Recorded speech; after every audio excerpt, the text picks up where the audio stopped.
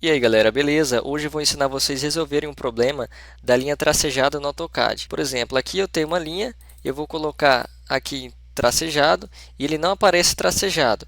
Então você vai digitar o comando LTS, Enter, aí você digita um fator, por exemplo, eu vou digitar 0,05, Enter.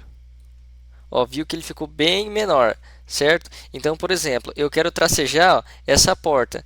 Veja que aqui ó, ele já ficou pequenininho e eu não preciso de um tracejado tão pequeno assim. Então, LTS Enter, eu vou fazer o seguinte, eu vou dobrar o valor. Vou colocar 2, Enter. Ó, ele já aumentou um pouquinho para mim. Então, novamente, LTS Enter, você tem que ir jogando os valores até chegar onde você quer. Eu vou digitar assim, ó, 0,7 Enter. Pronto, ó, já ficou da forma que eu preciso. Beleza?